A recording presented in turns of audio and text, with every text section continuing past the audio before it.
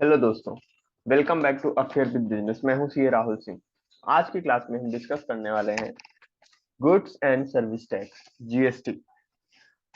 GST शुरू करने से पहले हम समझते हैं कि टैक्स क्या होता है। जीएसटी भी एक तरह का टैक्स है ना, जो हम गुड्स या सर्विस अगर हम इंडिया में ले रहे हैं या उस सर्विस को यूज कर रहे हैं तो हमें एक टैक्स पे करना पड़ता है जिसे हम जीएसटी कहते हैं। चलिए हम समझते हैं कि आखिर टैक्स क्या होता है। तो टैक्स एक तरह का कंट्रीब्यूशन होता है इंडिविजुअल का या किसी प्रॉपर्टी ओनर का, जो वो सरकार को पे करता है, जिससे कि सरकार जो है वो समाज सेवा वाले काम कर सके। जैसे रोड बनाना हो गया, सड़क बनाना हो गया, ये सारे काम सरकार कर सके। इसलिए आम आदमी या हर व्यक्ति सरकार को कुछ कंट्रीब्यूशन पे करता है, जिसे हम टैक्स कहते हैं। या यूं समझिए कि टैक्स एक तरह का कंपलसरी कंट्रीब्यूशन है, इनफोर्स्ड कंट्रीब्यूशन है। सरकार आपसे जबरदस्ती लेती है, कानून के दायरे में कानून बना करके आपसे जबरदस्ती एक सर्टेन अमाउंट लेती है, जिसे हम टैक्स करती कहते हैं। और उस टैक्स से सरकार समाज सेवा के काम करती है, पब्लिक सर्विस करती है। अब जो टैक्स होता है, क्या ये वॉलेंटरी है, स्वैच्छिक है, आप देना चाहें तो दें, नहीं तो ना दें? तो नहीं, टैक्स कंपलसरी होता है। टैक्स आपको पे करना ही पड़ता है, सरकार आपसे जबरदस्ती वसूलती है। इसीलिए आप टैक्स को एक तरह से हफ्ता कह सकते हैं। एक तरह से यह आप पे फोर्स किया गया है, जबरदस्ती आपसे लिया जा रहा है, तो आप एक तरह से इसे हफ्ता कह सकते हैं। बट ये वो वाला हफ्ता है जिसको कानूनी वैधता मिली हुई है, का इसके लिए कानून बना हुआ है और कानून के दायरे में सरकार आपसे लेती है। नॉर्मल गुंडागर्दी वाले हफ्ते में क्या होता है, लोग आपको बंदूक दिखा करके, चाकू दिखा करके लोगों से पैसा वसूलते हैं। यहाँ पे सरकार कानून बना करके आपसे पैसे वसूलती है, और उस वसूले गए पैसे से समाज सेवा के काम करती है, पब्लिक सर्विस करती है। सरकार चलाने के लिए पैसे की जरूरत होती है भाई, डिफेंस के लिए या रोड बनाने के लिए, इंफ्रास्ट्रक्चर बनाने के लिए, पब्लिक को बहुत सारी सर्विसेज देने के लिए, सब्सिडी देने के लिए, हॉस्पिटल बनाने के लिए, स्कूल बनाने के लिए, इन सब के लिए सरकार को पैसे की जरूरत होती है। और उस पैसे को सरकार कई तरह से इकट्ठा करती है। सरकार के सोर्स ऑफ इनकम कई होते हैं। जैसे सरकार लोन लेती है, सरकार बिजनेस करती है। बिजनेस इन द सेंस की आपने सुना होगा, गवर्नमेंट कंपनियां हैं, सरकारी कंपनियां हैं, जैसे इंडियन ऑयल कॉर्पोरेशन, भेल, पावर ग्रिड, एनटीपीसी, ऐसे करके बहुत सारी कंपनियां होती हैं। तो वहां से भी सरकार को पैसा आता है। और एक सोर्स होता है टैक्स का, सरकार लोगों से टैक्स वसूलती है, जो सरकार की इनकम का सोर्स होते हैं, जो हम और आप पे करते हैं। अब आपका सवाल होगा कि क्या सर, सॉरी, क्या टैक्स सभी को पे करना पड़ता है? तो हाँ जी, टैक्स सभी को पे करना रहता है। कुछ लोग डायरेक्टली पे करते हैं, कुछ लोग इनडायरेक्टली पे करते हैं। ठीक है। हो सकता है आपने डायरेक्टली टैक्स ना पे किया हो, तो आपको लग रहा हो कि नहीं, टैक्स तो हमने कभी पे नहीं किया। तो ऐसा नहीं है, टैक्स लगभग सभी को पे करना पड़ता है। कैसे सभी को पे करना पड़ता है? तो देखिए, जो लोग पैसा कमाते हैं, एक निश्चित लिमिट से ज्यादा कमाते हैं, तो उनको पे करना पड़ता है इनकम टैक्स। और कुछ लोग जो पैसे तो ज्यादा नहीं कमाते हैं, लेकिन देश में रह करके या तो गुड्स का या तो सर्विसेज का या दोनों का कंजम्पशन करते हैं, यूज करते हैं, और उस गुड्स या सर्विस को यूज करने के बदले में आप कुछ टैक्स गवर्नमेंट को पे करते हैं। कैसे? जैसे मान लीजिए आप एक पेन खरीदने गए। आप अगर 5 रुपए का पेन खरीदेंगे तो पेन की कीमत तो 4 रुपए ही होगी, उसमें हो सकता है 1 रुपए या कुछ पैसे टैक्स के हो। आपने एक मोबाइल फोन खरीदा, हो सकता है आपने मोबाइल फोन की कीमत 10,000 रुपए रही हो। आप अगर बिल लेंगे दुकानदार से, पक्के में बोलेंगे हमें बिल चाहिए, तो आप देखोगे कि उस पे वैल्यू लिखी रहेगी और वैल्यू में एक टैक्स जुड़ा रहेगा, जिसे हम जीएसटी बोलते हैं। ठीक है, मान लीजिए 1,800 रुपए, उस पे 18% का जीएसटी जुड़ा हुआ है, और उस मोबाइल की कीमत है 11,800 रुपए। तो यहाँ पर आपने इनडायरेक्टली 1,800 रुपए गवर्नमेंट को पे किए हैं। तो आप छोटी से छोटी चीज यूज करेंगे तो आपको गवर्नमेंट को टैक्स पे करना पड़ेगा। आप रेस्टोरेंट में जाते हैं, खाना खाते हैं, तो आप वहां पर भी टैक्स पे करके आते हैं। आप घूमने जा रहे हो, वहां पे कुछ चीजें यूज कर रहे हो, आप वहां पे गवर्नमेंट को टैक्स पे करके आते हो। बस आप इनडायरेक्टली पे करते हो, बाकी टैक्स हर किसी को पे करना रहता है। तो टैक्स एक तरह का मॉनेटरी कंट्रीब्यूशन है जो आप गवर्नमेंट को पे करते हो, जिससे कि गवर्नमेंट जो है वो पब्लिक सर्विस के काम कर सके। तो ये होता है आपका क्या, टैक्स। देखो, the tax may be defined as a pecuniary burden laid upon individuals or property owners to support the government, a payment exacted by legislative authority। मतलब एक धन संबंधी फाइनेंशियल बर्डन है जो इंडिविजुअल या प्रॉपर्टी ओनर पे करता है गवर्नमेंट को सपोर्ट करने के लिए, ठीक है। और ये लेजिस्लेटिव अथॉरिटी के अंतर्गत लिया जाता है, मतलब कानूनी अधिकार के अंतर्गत कानूनी प्राधिकरण बना करके लिया जाता है, इसके लिए कानून बनाए जाते हैं। क्योंकि भारत में हमारा जो कॉन्स्टिट्यूशन है, हमारा संविधान है, क्लियरली लिखता है कि बिना कानून बनाए किसी टाइप का टैक्स नहीं लिया जा सकता है। इसलिए सरकार कानून बनाती है और उस कानून के अंतर्गत आपसे टैक्स लेती है। A tax is not a voluntary payment. आप ध्यान दीजिएगा, आप ये नहीं कह सकते कि मैं अपनी स्वेच्छा से डोनेशन दे रहा हूं सरकार को या सरकार की मदद कर रहा हूं। ये वॉलंटरी पेमेंट नहीं है, बल्कि ये क्या है, इनफोर्स्ड कॉन्ट्रीब्यूशन है। सरकार आपसे लेगी ही लेगी, जबरदस्ती लेगी। आप अगर इनकम टैक्स की बात करें तो अगर आप एक निश्चित लिमिट से ज्यादा कमा रहे हो, इंडिया में जैसे 2.5 लाख तक कोई टैक्स नहीं है, उसके ऊपर अगर आप कमा रहे हो तो आपको सरकार को पे करना ही पड़ेगा। ये आपका वॉलेंट्री नहीं है, स्वेच्छा नहीं है, बल्कि इनफोर्स्ड है। सरकार जबरदस्ती आपसे ले लेगी। इसीलिए मैंने एग्जांपल दिया कि एक तरह का हफ्ता है, बस वो हफ्ता है जो कानून के अंतर्गत सरकार आपसे ले लेती है। In simple words, tax is nothing but money that people have to pay to the government which is used to provide public service. ठीक है ना, साधारण शब्दों में कहें तो यह एक पैसा है, अमाउंट है जो आप गवर्नमेंट को पे करते हो, जिससे कि गवर्नमेंट क्या कर सके, पब्लिक सर्विस के काम कर सके। क्योंकि नहीं तो सरकार के पास पैसा आएगा कहां से, ठीक है ना। बाकी सोर्सेस भी है, लेकिन उन सभी सोर्सेस में से एक इंपॉर्टेंट सोर्स क्या होता है, टैक्स का भी होता है, जिससे कि सरकार बाकी काम कर सके। ठीक है, तो ये था आपका क्या, टैक्स का मतलब। अब देखो टैक्स कितने तरह के होते हैं। तो जो टैक्स होता है ना, वो दो तरह का होता है। एक होता है डायरेक्ट टैक्स और एक होता है, दो तरह के टैक्सेस होते हैं, और दूसरा होता है इनडायरेक्ट टैक्स। प्रत्यक्ष कर, प्रत्यक्ष कर और अप्रत्यक्ष कर। चलिए, डायरेक्ट टैक्स का मतलब होता है कि डायरेक्ट दर्द देना, शॉक देना। जिस बंदे पर टैक्स लगाया जाता है, ठीक है ना, डायरेक्ट टैक्स में जिस व्यक्ति पर टैक्स लगाया जाएगा, जिस पर्सन पर टैक्स लगाया जाएगा, उसका दर्द भी वही महसूस करेगा। जैसे कोई मान लीजिए एक ये मिस्टर ए हैं, ठीक है, इन्होंने मान लीजिए 5 लाख रुपए कमाए। सरकार ने बोला बेटा 5 लाख कमाए हो, 15,000 हम टैक्स लेंगे। तो इस 15,000 की जो तकलीफ है ना, वो ए ही महसूस करेंगे। ठीक है, और ये 15,000 फाइनली ए के जेब से ही दिए जाएंगे, ए के पॉकेट से ही जाएंगे। तो इस टाइप के टैक्स को हम क्या बोलते हैं, डायरेक्ट टैक्स। जिसमें डायरेक्ट टैक्स में टैक्स का बर्डन जो होता है ना, वो उसी व्यक्ति पर होता है जिस पर वो टैक्स लगाया जाता है। ए पर वो टैक्स लगाया गया है तो उसका बर्डन भी किस पर आएगा, ए पर आएगा। ठीक है ना, बी पर लगाया गया है तो उसका बर्डन भी किस पर आएगा, बी पर आएगा। इस टाइप के टैक्स को हम क्या कहते हैं, डायरेक्ट टैक्स कहते हैं। जिस जिस पर लगाया गया है टैक्स, उसी पर अगर बर्डन आ रहा है तो वो क्या है, आपका डायरेक्ट टैक्स है। मतलब उसी के पॉकेट से पेमेंट हो रहा है। ठीक है ना, इसका दर्द वही व्यक्ति जान रहा है जिस पर वो टैक्स लगाया गया। और इसका सबसे बेहतर एग्जांपल है इनकम टैक्स। इनकम टैक्स में क्या होता है कि यह जिस व्यक्ति पर लगाया जाता है, उसी व्यक्ति पर इसका भार भी आता है, बर्डन भी आता है। फिर होता है इनडायरेक्ट टैक्स। इनडायरेक्ट टैक्स में क्या होता है कि यह जिस व्यक्ति पर लगाया जाता है ना, उसका बर्डन उस व्यक्ति पर नहीं आता है।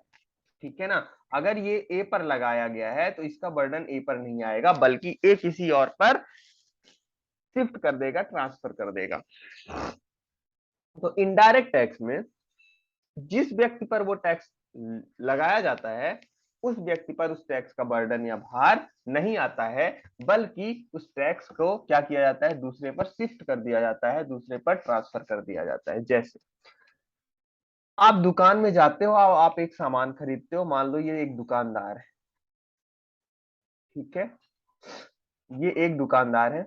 आप यहाँ पर गए और यहाँ से आप एक मान लीजिए कि साबुन का टिकिया खरीद कर लाए, ठीक है। अब यहाँ पे क्या होगा कि उस साबुन पर कुछ टैक्स लगा होगा, वो टैक्स भरने की जिम्मेदारी किसकी है, इस बिजनेसमैन की है कि वो टैक्स सरकार को जमा करे। लेकिन होगा क्या कि यह व्यक्ति जो है ना, सरकार को पैसे तो जमा करेगा, मान लीजिए 5 रुपए का टैक्स है, बट यह व्यक्ति वो 5 रुपए का टैक्स किस पर डाल देगा, कस्टमर पर डाल देगा। किस पर डाल देगा, कस्टमर पर डाल देगा। जिस व्यक्ति ने उस साबुन को खरीदा है, उस शॉप को खरीदा है, उस पर ये बर्डन ट्रांसफर कर देगा। तो यहाँ पे क्या हो रहा है कि टैक्स तो बिजनेसमैन पर लग रहा है, लेकिन उसका बर्डन किस पर ट्रांसफर हो जा रहा है, कस्टमर पर ट्रांसफर हो जा रहा है। तो इस टाइप के टैक्स को क्या बोलते हैं, इनडायरेक्ट टैक्स बोलते हैं या अप्रत्यक्ष कर बोलते हैं। आप मोबाइल फोन खरीदने गए, तो मोबाइल फोन खरीदते टाइम ना जो मोबाइल फोन पर टैक्स लगा, वो लगा तो बिजनेसमैन पर, लेकिन वो वसूलेगा किससे, आपसे वसूल लेगा।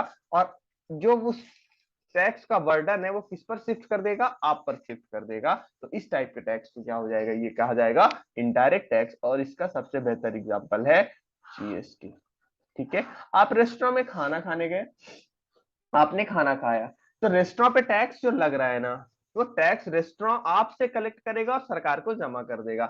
तो वो टैक्स लगा किस पर, रेस्टोरेंट पर, बट उसका अल्टीमेटली वर्डन किस पर आया, आप पर या कस्टमर पर। तो इनडायरेक्ट टैक्स में क्या होता है, जो उसका भार होता है, बर्डन होता है ना, वो किसी और पर शिफ्ट कर दिया जाता है। मतलब अल्टीमेटली जो होता है ना, टैक्स का पैसा वो किसी और के पॉकेट से जा रहा होता है। इसलिए इस टाइप के टैक्स को क्या बोलते हैं, इनडायरेक्ट टैक्सेशन बोलते हैं या अप्रत्यक्ष कर बोलते हैं। जीएसटी इसका क्लासिक एग्जांपल है। समझ में आई बात कि डायरेक्ट टैक्स क्या होता है और इनडायरेक्ट टैक्स क्या होता है। चलो पढ़ लेते हैं। देखो डायरेक्ट टैक्स में क्या है, the person paying the tax to the government directly bears the incidence of tax. जो व्यक्ति गवर्नमेंट को टैक्स पे कर रहा है ना, उसका प्रभाव भी वो खुद पर ही बियर कर रहा है, उसका बर्डन भी खुद पर ही ले रहा है। इसलिए क्या है, आपका डायरेक्ट टैक्स है। इनडायरेक्ट टैक्स इसका जस्ट अपोजिट है, the person paying the tax to the government collect the same from the ultimate consumer. इसमें क्या हो रहा है कि जो व्यक्ति टैक्स गवर्नमेंट को जमा कर रहा है ना, वो इसको किससे कलेक्ट कर ले रहा है, अल्टीमेट कंज्यूमर से वसूल ले रहा है। तो इनडायरेक्ट टैक्स का बर्डन अल्टीमेटली कौन बियर करता है, जो कस्टमर होता है या अल्टीमेटली जो कंज्यूम करता है, कंज्यूमर होता है, अंतिम उपभोक्ता जो होता है ना, कौन, अंतिम उपभोक्ता। अल्टीमेट कंज्यूमर मतलब अंतिम उपभोक्ता, यूं समझिए आम आदमी, ठीक है। मोबाइल फोन खरीदते समय मोबाइल फोन खरीदने वाला, रेस्टोरेंट में खाना खाते टाइम पर रेस्टोरेंट में खाना खाने वाला, वही कंज्यूमर ना, ठीक है। आप गाड़ी में पेट्रोल भरा रहे हो तो पेट्रोल कंज्यूम आप कर रहे हो, तो उसका बर्डन भी आप पर आएगा। तो यहाँ पर इनडायरेक्ट टैक्स का कंज्यूम, जो इनडायरेक्ट टैक्स का बर्डन है वो अल्टीमेट कंज्यूमर पर ट्रांसफर कर दिया जाता है। यहाँ पर देखो, pair of tax and sufferer of tax one the same, ये सेम है, ठीक है। यहाँ पर जिस जो टैक्स पे कर रहा है और जो उसका दर्द महसूस कर रहा है, सफरर है उसके कारण, वो सेम है। जबकि यहाँ पर क्या है, यहाँ पर ऐसा नहीं है। यहाँ पे पेयर और सफरर अलग अलग है। पे तो बिजनेसमैन कर रहा है, बट उसका अल्टीमेटली बर्डन या उसकी तकलीफ किसको वो ट्रांसफर कर दे रहा है, अल्टीमेट कंज्यूमर को ट्रांसफर कर दे रहा है, अंतिम उपभोक्ता को ट्रांसफर कर दे रहा है। जो इन सॉरी डायरेक्ट टैक्स होता है ना, वो प्रोग्रेसिव इन नेचर का होता है और indirect tax regressive in nature का होता है। अच्छा, प्रोग्रेसिव और रिग्रेसिव का क्या मतलब हुआ। पहली बात तो एग्जाम के लिए इंपॉर्टेंट है, कई बार पूछता है कि डायरेक्ट टैक्स किस नेचर का होता है, प्रोग्रेसिव या रिग्रेसिव।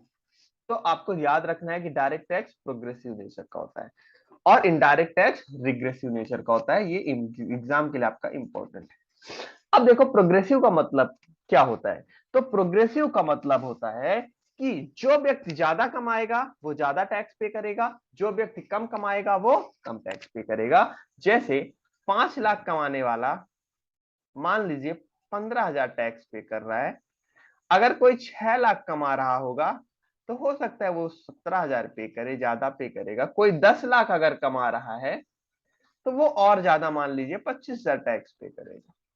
तो ये क्या है, प्रोग्रेसिव इन नेचर का। जैसे जैसे आपकी इनकम बढ़ती जाएगी वैसे वैसे इस टैक्स बढ़ता जाएगा। मतलब अमीर ज्यादा टैक्स पे करेंगे और गरीब कम टैक्स पे करेगा। इसलिए डायरेक्ट टैक्स को क्या बोला जाता है, progressive in nature. Indirect tax जो होता है वो रिग्रेसिव इन नेचर होता है। रिग्रेसिव इन नेचर का मतलब होता है कि यह हर कस्टमर को सेम वैल्यू पर कंसिडर करता है, या समझिए कि हर व्यक्ति को एक ही तराजू पर तौलता है। आप एक बिस्किट का पैकेट लेने गए हो, मान लीजिए, तो एक गरीब आदमी जाता है, एक मान लीजिए बेगर भिखारी जाता है खरीदने एक बिस्किट का पैकेट, और वही बिस्किट का पैकेट एक करोड़पति मल्टी मिलीनियर आदमी खरीदने जाता है, ठीक है ना। तो उस बिस्किट के पैकेट पर जितना टैक्स एक गरीब आदमी पे करेगा, मान लीजिए वो 2 रुपए टैक्स पे कर रहा है, तो 2 रुपए ही टैक्स करोड़पति आदमी भी पे करेगा। ऐसा नहीं है कि दोनों पर टैक्स अलग अलग हो जाएगा। तो इसलिए इसे रिग्रेसिव इन नेचर कहते हैं। ये अमीर और गरीब पे फर्क नहीं करता है। सेम अमाउंट अमीर पे भी, अमीर को भी पे करना है और सेम अमाउंट गरीब को भी पे करना है, ठीक है। तो इसलिए इसको रिग्रेसिव इन नेचर बोल दिया जाता है, ठीक है। जबकि ऐसा होना चाहिए ना कि अगर जो व्यक्ति ज्यादा पैसे कमा रहा है उसको ज्यादा टैक्स पे करना चाहिए, और जो कम कमा रहा है उसको कम टैक्स पे करना चाहिए। लेकिन इनडायरेक्ट टैक्स में ऐसा नहीं है। यह सभी को इक्वली ट्रीट कर देता है, हर कंज्यूमर को इक्वली ट्रीट कर देता है। कोई चीज, एक व्यक्ति सेम चीज अगर अमीर भी खरीदेगा गरीब भी खरीदेगा तो दोनों को टैक्स तो सेम ही पे करना पड़ेगा, ठीक है। तो ये था आपका डायरेक्ट टैक्स और इनडायरेक्ट टैक्स। डायरेक्ट टैक्स का बर्डन सेम पर्सन पर आता है, इनडायरेक्ट टैक्स का बर्डन अल्टीमेटली कंज्यूमर पर ट्रांसफर कर दिया जाता है। यह प्रोग्रेसिव नेचर का होता है, मतलब अमीर ज्यादा टैक्स पे करेगा गरीब कम टैक्स पे करेगा। और इनडायरेक्ट टैक्स रिग्रेसिव नेचर का है, अमीर या गरीब सबको बराबर टैक्स पे करना पड़ेगा। एक बिस्किट का पैकेट अमीर भी खरीदता है गरीब भी खरीदता है, तो दोनों को टैक्स सेम ही पे करना पड़ेगा, ठीक है। चलिए एग्जाम्पल, तो डायरेक्ट टैक्स का बेहतर एग्जाम्पल है इनकम टैक्स। पहले वेल्थ टैक्स भी होता था, अब वो हट गया है। बाकी इसमें एक और टैक्स होता है जिसे हम प्रोफेशनल टैक्स बोलते हैं, वो भी डायरेक्ट टैक्स होता है। फिर इनडायरेक्ट टैक्स में जीएसटी हो गया, कस्टम ड्यूटी हो गया, कुछ जगह पे अभी एक्साइज ड्यूटी भी है जैसे टोबैको प्रोडक्ट पे, तो वो हो गया, ठीक है ना। जीएसटी आप जो भी गुड्स या सर्विसेज यूज या खरीदते हो तो उस पर पे करना रहता है। कस्टम ड्यूटी जब आप कोई गुड्स इंडिया में इंडियन टेरिटरी में इंपोर्ट किया जाता है या इंडियन टेरिटरी से एक्सपोर्ट किया जाता है तो उस केस में कस्टम ड्यूटी देना रहता है। चलो अब देखते हैं genesis of GST in India. Bharat में जीएसटी की उत्पत्ति कैसी हुई, बहुत लंबी कहानी है। भारत में जीएसटी की शुरुआत बेसिकली सोचा गया 2000 से, और फाइनली इंडिया में जीएसटी कब आया, 2017 में। कितने साल लग गए, 17 साल लग गए। इंडिया है ना, यहाँ चीजें आसानी से नहीं होती हैं। 17 साल लग गए इंडिया में जीएसटी को आने के लिए। सबसे पहले जीएसटी को जो सोचा गया था वो था 2000 में, ठीक है। तब एक कमेटी भी बनी, एक टास्क फोर्स भी बनी, जीएसटी पे बताइए भाई इंडिया में जीएसटी कैसा कैसे लाया जाए। नहीं आ पाया। 2006 में यूपीए गवर्नमेंट में हमारे फाइनेंस मिनिस्टर थे पी चिदम्बरम जी, उन्होंने बोला, उन्होंने तो वादा किया कि 2010 से हम जीएसटी लेकर के आ ही जाएंगे, लेकिन नहीं आ पाया। फाइनली जो जीएसटी का काम चालू हुआ ना, वो चालू हुआ 2014 से, जब इंडिया में एनडीए गवर्नमेंट आई, मोदी जी गवर्नमेंट में आए। उस साल से इंडिया में जीएसटी पर काम शुरू हुआ, और पहली बार संविधान संशोधन संसद में प्रस्तुत किया गया, इंडियन कॉन्स्टिट्यूशनल अमेंडमेंट, ठीक है ना। क्योंकि जीएसटी लाने के लिए ना सबसे पहले संविधान संशोधन की जरूरत थी। क्यों जरूरत थी अभी अपन आगे देखेंगे। तो सबसे पहले तो संविधान संशोधन की जरूरत थी, तो संविधान संशोधन का जो बिल था वो 2014 में सबसे पहले संसद में प्रस्तुत किया गया। फाइनली 2 साल लग गए उस संविधान संशोधन के बिल को पास करवाने में, और वो 2016 में फाइनली 101वां संविधान संशोधन हुआ, और 101वें संविधान संशोधन ने भारत में जीएसटी आने का रास्ता खोल दिया, ठीक है। इसके बाद 2016 में जीएसटी काउंसिल बनी। जीएसटी काउंसिल ने रिकमेंडेशन दी एक्ट बनाने के। आगे हम जीएसटी काउंसिल पढ़ेंगे तो देखेंगे कि जीएसटी में हर कानून रूल्स रेगुलेशंस कब बनते हैं, जब जीएसटी काउंसिल क्या करे, अनुशंसा करे, रिकमेंडेशन दे। तो फाइनली जीएसटी काउंसिल ने रिकमेंडेशन दी कि एक्ट बनाइए, सीजीएसटी, एसजीएसटी, आईजीएसटी, यूटीजीएसटी। अपन आगे इसको डिस्कस करेंगे। 30 जून तक ये सब हो करके 30 जून तक लगभग सारे स्टेट्स ने क्या किया, कानून बना लिए, सेंट्रल ने कानून बना लिया और फाइनली देश में 1 जुलाई 2017 से जीएसटी लागू हो गया। आपको इतनी सारे डेट्स याद करने की जरूरत नहीं है, जो डेट्स में इंपॉर्टेंट है केवल वो याद रखना है। तो इंडिया में फाइनली जीएसटी कब से आया, 1 जुलाई 2017 से इंडिया में आ गया। पर ध्यान रखेंगे पूरे इंडिया में 1 जुलाई 2017 से नहीं आया था, एक स्टेट था वो था जम्मू एंड कश्मीर, वहां पे कब से आया, 8 जुलाई से आया। ठीक है ना। तो इंडिया में जीएसटी कब से लागू हुआ, 1 जुलाई 2017 से, लेकिन जम्मू कश्मीर में कब से लागू है, 8 जुलाई 2017 से, एक हफ्ते लेट। ये आपको दो तीन डेट्स याद रखनी है। एक तो जीएसटी कहाँ अप्लीकेबल है, पूरे इंडिया पे अप्लीकेबल है। ठीक है, पूरे इंडिया में 1 जुलाई से, जम्मू कश्मीर को छोड़ करके, और जम्मू एंड कश्मीर में कब से है, 8 जुलाई 2017 से जीएसटी अप्लीकेबल है। चलो अब देखते हैं कि जीएसटी लाने के लिए जो सबसे इंपॉर्टेंट था वो था कॉन्स्टिट्यूशनल अमेंडमेंट। भारत में जीएसटी लाने के लिए जरूरत थी संविधान संशोधन की। क्योंकि देखो है क्या कि इंडिया में भारतीय संविधान में लिखा हुआ है, इंडियन कॉन्स्टिट्यूशन में लिखा हुआ है कि किसी भी गुड्स या सर्विस पे या किसी टाइप का टैक्स बिना किसी कानून बनाए नहीं लगाया जा सकता। और कानून बनाने की सेपरेट पावर इंडियन कॉन्स्टिट्यूशन में दी हुई है, भारतीय संविधान में अलग अलग जो है वो पावर दी हुई है। ठीक है, कि इन टॉपिक पर सेंट्रल गवर्नमेंट कानून बनाएगा, इन पर स्टेट गवर्नमेंट बनाएगा, और कंकरेंट लिस्ट होती है जिस पर दोनों बनाएंगे। आपको पता होगा 3 तरह की लिस्ट है, यूनियन लिस्ट, स्टेट लिस्ट और कंकरेंट लिस्ट। यूनियन लिस्ट पर में दी गई चीजों पर सेंट्रल गवर्नमेंट कानून बनाएगी, स्टेट लिस्ट पर दी गई चीजों पर स्टेट गवर्नमेंट, और जो कंकरेंट लिस्ट है उस पर दोनों सरकारें कानून बना सकती हैं। अब टैक्सेशन में क्या था कि टैक्सेशन में बताया हुआ था कि इन चीजों पर सेंट्रल गवर्नमेंट टैक्स वसूलेगी, कुछ पर बताया गया था कि स्टेट गवर्नमेंट कानून बना करके टैक्स लेगी। लेकिन अब इंडिया में जब जीएसटी लाना था, तो GST basically one nation one tax था, पूरे देश में एक ही टैक्स लाना था। तो एक टैक्स लाने के लिए संविधान में कुछ ऐसा प्रोविजन होना जरूरी था कि जहां पर सेंट्रल गवर्नमेंट और स्टेट गवर्नमेंट दोनों गुड्स और सर्विसेज पर टैक्स वसूल सके, ऐसा कोई प्रावधान संविधान में लाना था। इसके लिए संविधान संशोधन की जरूरत थी, जिससे कि स्टेट और सेंटर दोनों सरकारों को यह शक्ति दे दी जाए कि आप किसी गुड्स या सर्विस पर आप दोनों कानून बना करके टैक्स ले सकते हैं, आप दोनों उस पर एडमिनिस्ट्रेशन कर सकते हैं, दोनों आप उसका प्रबंधन कर सकते हैं, कानून बना सकते हैं, रूल्स बना सकते हैं। तो इसके लिए क्या किया गया कि संविधान में संशोधन के लिए 2014 में 122वां संविधान संशोधन विधेयक संसद में प्रस्तुत किया गया। कौन सा विधेयक, 122वां संविधान संशोधन विधेयक, कॉन्स्टिट्यूशन अमेंडमेंट बिल 2014। 122वां संविधान संशोधन विधेयक था। आपको पता है कि कानून बनने की प्रक्रिया क्या होती है, पहले बिल प्रस्तुत किया जाता है, बिल प्रेजेंट किया जाता है, ठीक है ना, और वो बिल जब पास हो जाता है तो वो क्या बन जाता है, एक्ट बन जाता है। तो इसीलिए संविधान में जो संशोधन था, कॉन्स्टिट्यूशन में जो अमेंडमेंट की जरूरत थी, उसके लिए पहले क्या किया गया, बिल प्रस्तुत किया गया 122वां बिल, और इसके बाद जब 122वां बिल पास हो गया तो हमारा संविधान का 101वां संशोधन किया गया। ठीक है ना। तो कॉन्स्टिट्यूशन 101st अमेंडमेंट एक्ट 2016 पास किया गया, ठीक है, 2016 में, और इसके थ्रू भारत में जीएसटी आने का रास्ता खुला।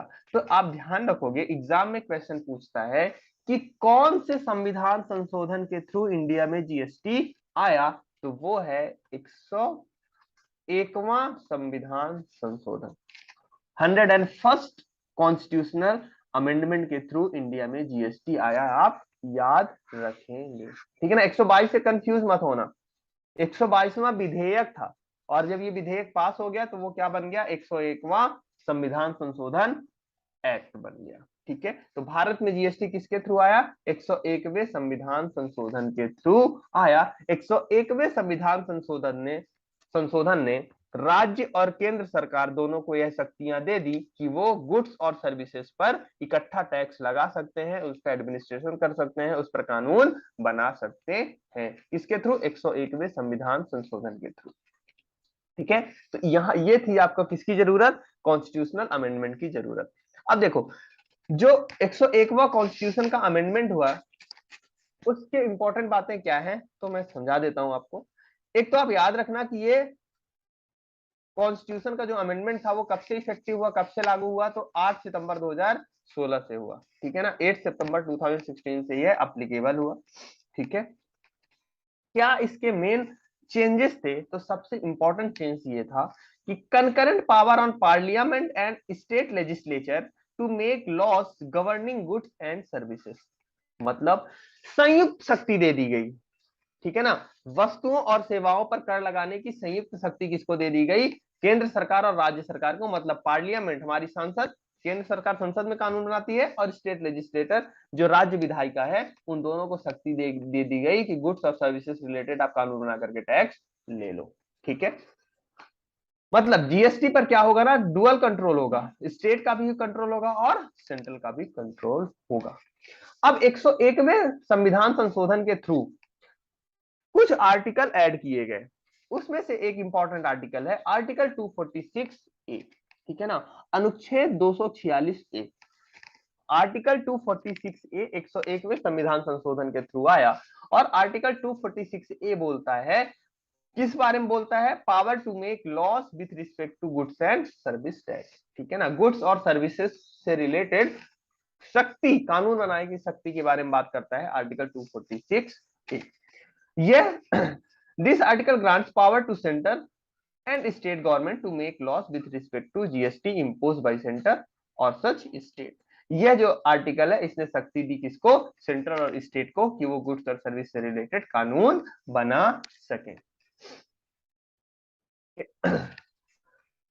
As per Article 246A, the power to levy GST has been given to Parliament as well as to the legislature of every state. Article 246A ने ही शक्ति दी पार्लियामेंट को और स्टेट लेजिस्लेचर को कि वो कानून बनाए, और इसके अंतर्गत ये कानून बनाए भी गए। कौन कौन से कानून, CGST act, central goods and service tax, IGST, integrated goods and service tax, state GST, ठीक है, और UTGST, union territory goods and service tax act बनाए गए। सीजीएसटी, आईजीएसटी और यूटीजीएसटी कौन बनाता है, सेंट्रल गवर्नमेंट, और एसजीएसटी कौन बनाता है, स्टेट गवर्नमेंट बनाती है। ठीक है, तो अब देखो आपसे क्वेश्चन पूछ सकता है कि संविधान का कौन सा अनुच्छेद है, ठीक है ना, कॉन्स्टिट्यूशन का कौन सा आर्टिकल है जो जीएसटी लगाने की शक्ति देता है, तो कौन सा है, यह है 246 ए। इंपॉर्टेंट आर्टिकल है, एग्जाम में पूछ सकते हैं कि संविधान का कौन सा आर्टिकल में जीएसटी लगाने की शक्तियां केंद्र सरकार और राज्य सरकार को दी गई हैं, तो यह है आर्टिकल 246 ए। समझ में आई बात, चलिए।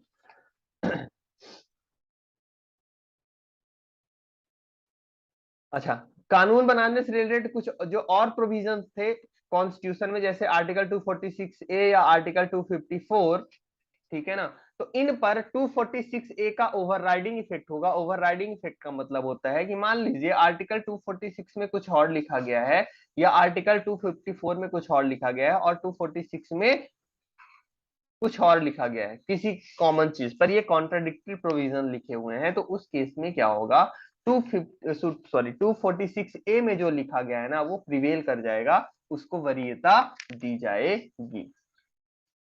एक चीज और ध्यान रखना कि अब है क्या, कि चलो स्टेट और सेंट्रल गवर्नमेंट को पावर तो मिल गई जीएसटी लगाने की, लेकिन मान लीजिए एक कोई गुड्स है जो एमपी से चला, ठीक है ना, और यूपी के व्यापारी ने खरीदा है, एमपी के व्यापारी ने बेचा और यूपी के व्यापारी ने खरीदा, मध्य प्रदेश का सेल है और उत्तर प्रदेश के व्यापारी बिजनेसमैन ने क्या किया है, परचेस किया है।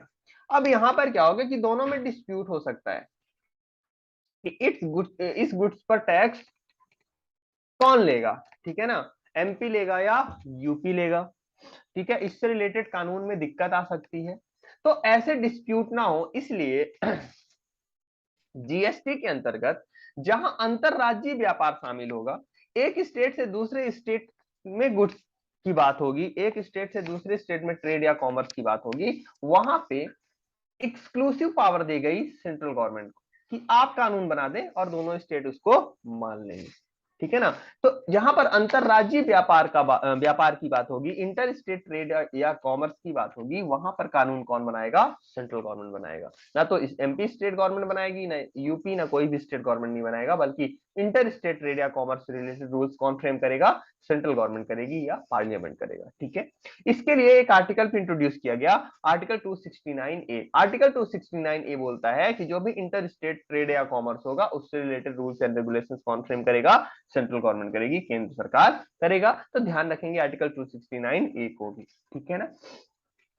एक चीज और याद रखेंगे कि एक राज्य से दूसरे राज्य की बात तो ठीक ही है, यही आर्टिकल हमें यह भी बताता है कि अगर कहीं इंपोर्ट की बात हो रही है, इंपोर्ट ऑफ गुड्स या सर्विस है, इंपोर्ट ऑफ गुड्स या सर्विस, तो इंपोर्ट को हमेशा क्या माना जाएगा? इंटर स्टेट माना जाएगा। ठीक है। मान लीजिए कोई गुड्स इंपोर्ट किया गया इंडिया में, वो मुंबई पोर्ट पर आया, तो मुंबई पोर्ट पर आया तो उस पर महाराष्ट्र गवर्नमेंट कानून नहीं बनाएगी, बल्कि उसको इंटर स्टेट माना जाएगा, और उससे रिलेटेड कानून कौन फ्रेम करेगा? सेंट्रल गवर्नमेंट, केंद्र सरकार बनाएगी। ठीक है। तो याद रखेंगे ये कि inter state trade and commerce related कानून कौन बनाएगा? केंद्र सरकार। चलिए, इंपोर्ट को क्या माना जाएगा? इंटर स्टेट सप्लाई, याद रखेंगे।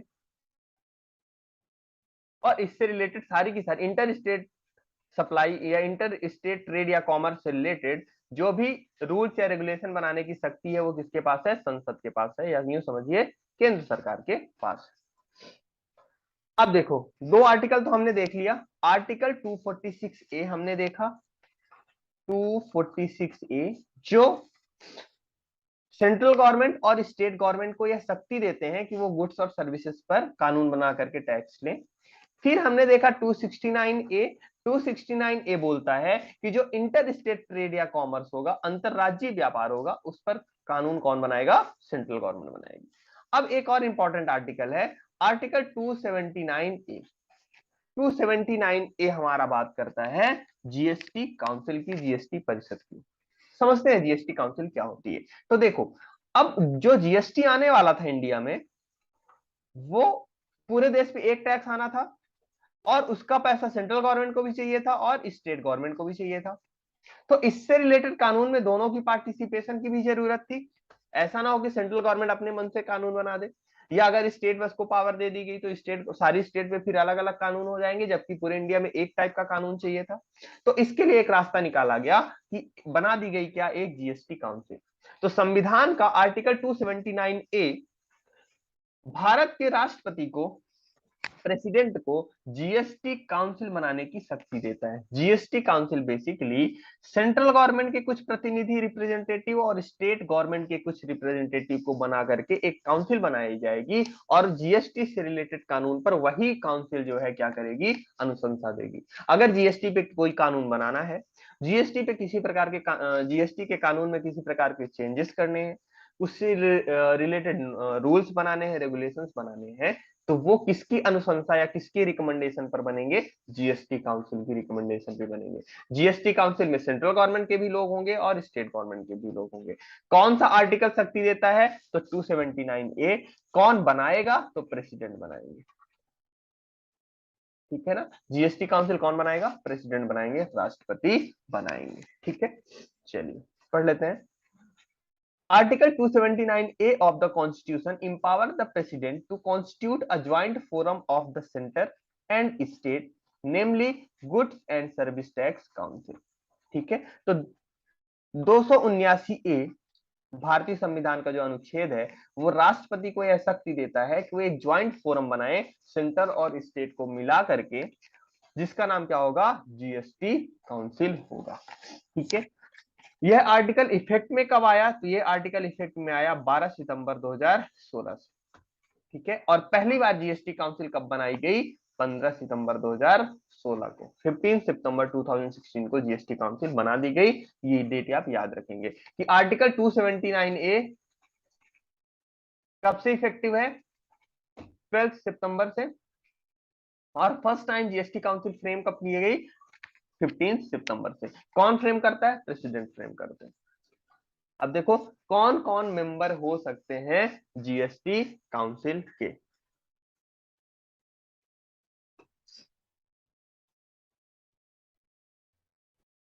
चलिए कंपोजिशन देख लेते हैं कि जीएसटी काउंसिल में कौन कौन से लोग होते हैं। तो सबसे पहले तो हमारी फाइनेंस मिनिस्टर होंगी लक्ष्मी सीतारमण जी, ठीक है ना। इसके बाद फाइनेंस मिनिस्टर स्टेट होंगे मेंबर, और सभी स्टेट के जो फाइनेंस मिनिस्टर होते हैं ना वो क्या होंगे, मेंबर होंगे। और चेयरपर्सन कौन होगा, तो हमारी जो फाइनेंस मिनिस्टर है वही क्या होंगी, इसकी चेयरमैन होंगी, या जो भी उस टाइम पर फाइनेंस मिनिस्टर रहेंगे, सेंट्रल फाइनेंस केंद्र सरकार में वित्त मंत्रालय जिनके पास रहेगा वो इसके क्या होंगे, चेयरपर्सन होंगे। वाइस चेयरपर्सन कौन होगा, तो जो स्टेट के मिनिस्टर है ना वो आपस में से ही किसी को चुन करके वाइस चेयरपर्सन बना सकते हैं, ठीक है ना। तो यहाँ पर देखो यूनियन फाइनेंस मिनिस्टर जो है वो क्या है, आपके चेयरपर्सन है। मेंबर कौन है, तो यूनियन मिनिस्टर ऑफ स्टेट, ठीक है, इंचार्ज ऑफ रेवेन्यू और फाइनेंस, और जो स्टेट गवर्नमेंट है उनके फाइनेंस मिनिस्टर, ठीक है।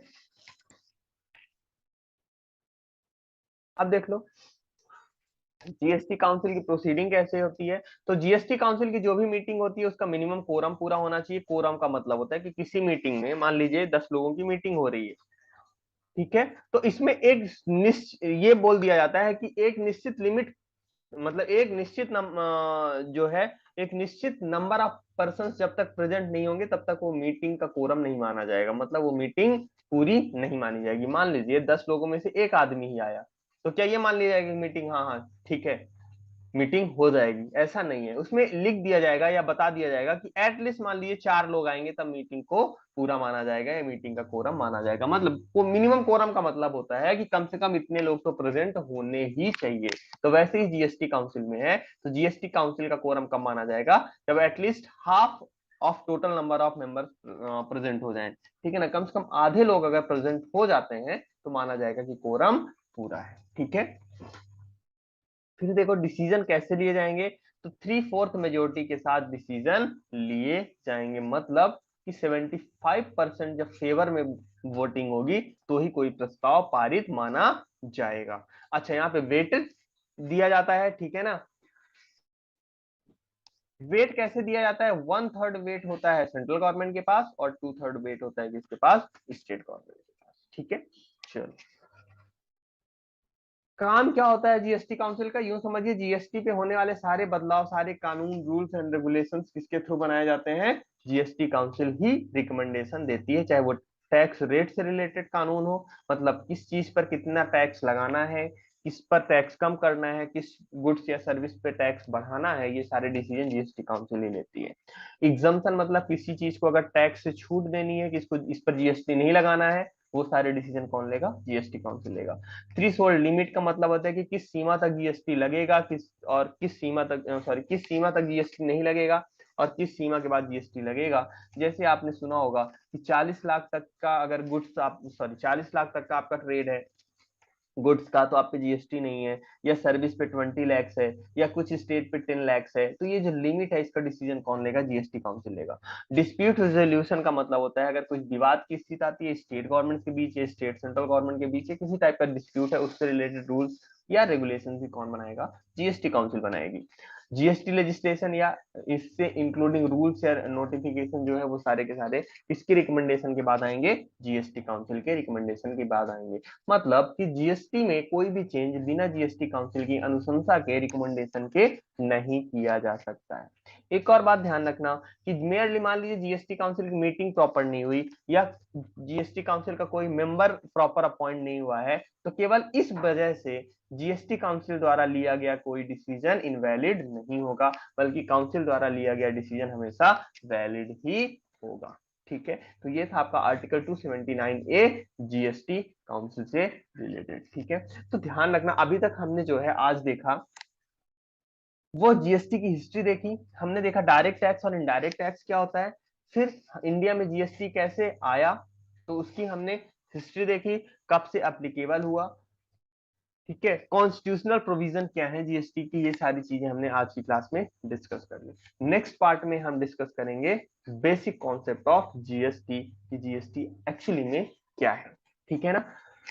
आज की क्लास को अगर हम समराइज करें तो हमने क्या क्या देखा है, हमने देखा टैक्सेशन क्या होता है, ये दो तरह का होता है, एक डायरेक्ट और एक इनडायरेक्ट टैक्स होता है। डायरेक्ट टैक्स का बर्डन सीधा जिस पर लगाया जाता है उसी पे आता है। इनडायरेक्ट टैक्स का बर्डन किसी और पर ट्रांसफर कर दिया जाता है।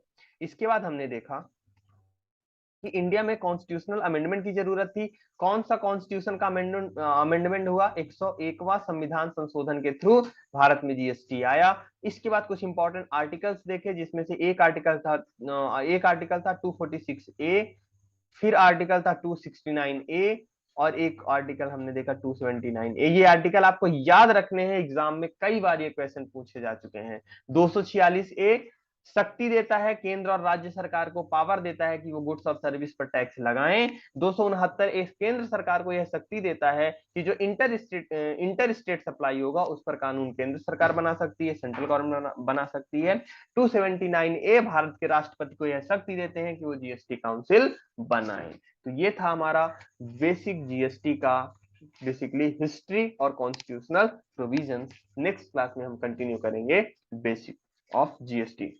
ठीक है ना? Thank you guys, thank you so much.